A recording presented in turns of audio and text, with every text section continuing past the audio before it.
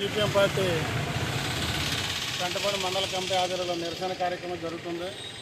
దీని ఒక ముఖ్య ఉద్దేశం భారత్పై అమెరికా ప్రభుత్వం అక్కడ అధ్యక్షుడైనటువంటి ట్రంప్ గారు సుంకాలు 50%, 30%, అవసరమైతే 100% పెంచారని చెప్పి అన్నారు. దీనికి ప్రధానంగా నాకు చెప్పారు ఏంటంటే, ఉక్రెయిన్ రష్యా యుద్ధం జరుగుతుంది కాబట్టి ఉక్రెయిన్ యుద్ధం ఆపాలంటే రష్యా నుంచి భారత్ ఎప్పుడైతే క్రూడాయిలు కొంటుంది కాబట్టి ఆ డబ్బుతో రష్యా ఉక్రెయిన్ మీద యుద్ధం చేస్తుంది కాబట్టి క్రూడాయిలు కొనొద్దని చెప్పని చెప్తుంది.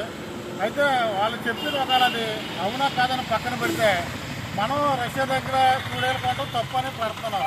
కానీ అదే ఉక్రెయిన్కి ఆ యుద్ధానికి ఆద్యం పోసి యుద్ధ సామాగ్రిని నిధులు సమకూర్చడం అమెరికా మట్టికి తప్పని చెప్పని ఒప్పుకోవట్లేదు. కాబట్టి అధ్యక్ష మీరు ప్రధానంగా ఉన్నటువంటి దేశాల్లోనూ మీరు అమెరికా డాలర్ చలమని అవుతుంది కాబట్టి అది దృష్టిలో పెట్టుకుని మిగతా చిన్న చిన్న దేశాల్లో కూడా భయప్రాంతం చేయాలని చెప్పి కూడా విపరీతంగా ట్రంప్ సుంకాలు పెంచాడు. ఎలక్షన్ ముందేమో భారత్ అంతా నేను చాలా ఇష్టం, నాకు ప్రేమ, మోడీ నా ఫ్రెండ్ అని చెప్పాడు.